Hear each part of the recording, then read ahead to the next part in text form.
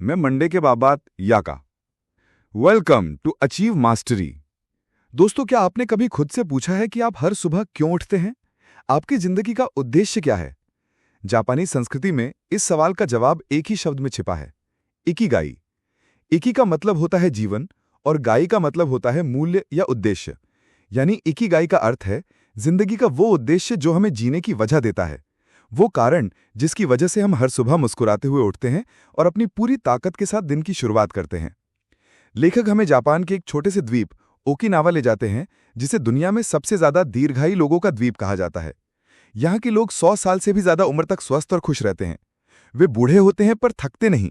उनके शरीर में लचक होती है, दिमाग में ताजगी और दिल में जज्बा। लेखक ने इन लोगों की जीवन शैली को गहराई से समझा और पाया कि इनके लंबे, स्वस्थ और सुखी जीवन के पीछे एक बड़ा कारण उनका स्पष्ट इकिगाई होता है। ओकिनावा के लोग अपनी दिनचर्या में बहुत सी अद्भुत आदतें अपनाते हैं। वे हर दिन हल्की फुल्की शारीरिक गतिविधियां करते हैं, जैसे बागबानी, चलना, योग या ताइची। वे कभी ज्यादा नहीं खाते, हमेशा 80% पेट भरने पर खाना छोड़ देते हैं। इसे जापानी भाषा में कहते हैं हारा हाचिबू। वे अपने परिवार, दोस्तों और समुदाय से गहरे जुड़ाव बनाए रखते हैं। उनके जीवन में भागदौड़ नहीं होती, तनाव बहुत कम होता है और वे प्रकृति से गहराई से जुड़े रहते हैं। किताब बताती है कि इकिगाई खोजने के लिए हमें 4 बातों का संगम ढूंढना होता है। 1, वो जो हमें करना पसंद है। 2, वो जिसमें हम अच्छे हैं। 3, वो जिसकी दुनिया को जरूरत है। और 4, वो जिसके लिए हमें भुगतान मिल सकता है। जब ये चारों चीजें एक बिंदु पर मिलती हैं, वही होता है हमारा इकिगाई। ये जीवन का ऐसा केंद्र बिंदु है जहां हमारी खुशी, हमारी प्रतिभा और हमारी सेवा भावना सब एक साथ आकर हमारे जीवन को अर्थ देते हैं। किताब में एक और बहुत अहम विचार है, फ्लो वो मानसिक अवस्था होती है जब हम किसी काम में इतने डूब जाते हैं कि समय का पता नहीं चलता। ओकिनावा के लोग अपने दिन को छोटे छोटे फ्लो के पलों से भरते हैं, चाहे वो बागवानी हो, खाना पकाना, चित्रकला या फिर बच्चों के साथ खेलना। फ्लो में रहना हमारे तनाव को कम करता है, मन को शांत करता है और हमें हर दिन आनंद से भर देता है। तनाव कम करना इकिगाई का एक अहम हिस्सा है। लेखक बताते हैं कि तनाव हमारी उम्र घटा देता है, जबकि शांति और सकारात्मक सोच हमारी उम्र बढ़ा देती है। ओकिनावा के लोग कभी भी जल्दीबाजी नहीं करते। वे किसी भी चीज को लेकर जरूरत से ज्यादा चिंता नहीं करते। वे धीरे चलते हैं लेकिन लगातार चलते रहते हैं। उनका कहना है, धीरे चलो लेकिन रुकना मत। यही निरंतरता उन्हें मानसिक और शारीरिक रूप से स्वस्थ बनाए रखती है। रिश्तों की ताकत भी इस किताब का एक बड़ा सबक है।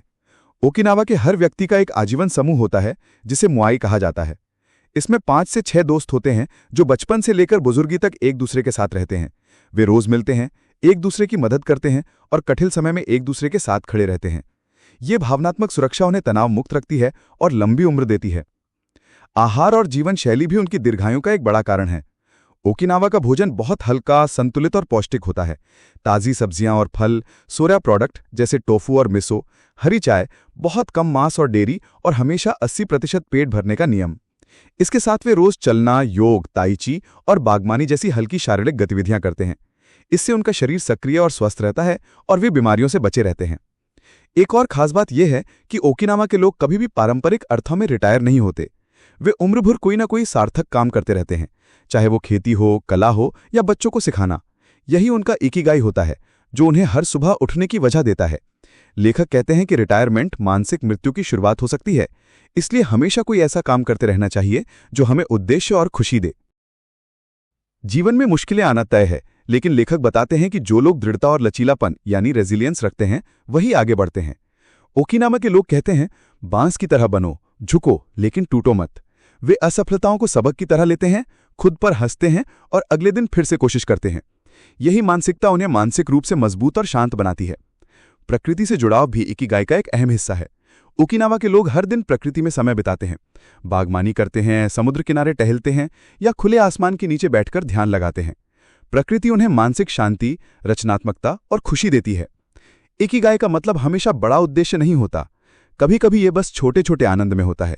सुबह की कॉफी की खुशबू, किसी दोस्त की हंसी, किसी बच्चे का खेलना या सूरज की रोशनी में किताब पढ़ना। लेखक कहते हैं, खुशी कोई मंजिल नहीं बल्कि रास्ते का हर छोटा पल है। किताब हमें प्रेरित करती है कि हम अपने जीवन का इकिगाई खोजें। अपने आप से ये सवाल पूछें, मुझे क्या करना सबसे ज्यादा अच्छा लगता है? मैं किस चीज में अच्छा हूं? दुनिया को किस चीज की जरूरत है जो मैं दे सकता हूं? और इसके लिए मुझे भुगतान कैसे मिल सकता है? जब आपको इन चारों का संगम मिल जाएगा, वही होगा आपका इकिगाई। इस किताब ने हमें सिखाया कि लंबी उम्र का रहस्य कोई जादू नहीं, बल्कि रोज की आदतें, उद्देश्य और रिश्ते हैं। हर दिन छोटे छोटे आनंद ढूंढना और कभी रुकना नहीं, बस धीरे धीरे चलते रहना। अगर आप भी अपने जीवन का इकिगाई ढूंढ लेंगे तो न केवल लंबी उम्र जिएंगे, बल्कि हर दिन को पूरे दिल से जी पाएंगे। और अब एक छोटी सी रिक्वेस्ट, अगर आपको ये कहानी पसंद आई और आप भी अपनी जिंदगी में ऐसा ही पॉजिटिव बदलाव लाना चाहते हैं, तो अभी इसी वक्त वीडियो को लाइक कीजिए, शेयर कीजिए और सब्सक्राइब बटन को दबा दीजिए, क्योंकि आगे भी मैं ऐसी ही किताबों की गहराई में छुपे जिंदगी बदल देने वाले राज लेके आता रहूंगा। याद रखिए, आपका इकिगाई शायद बस एक क्लिक दूर है। Thank you.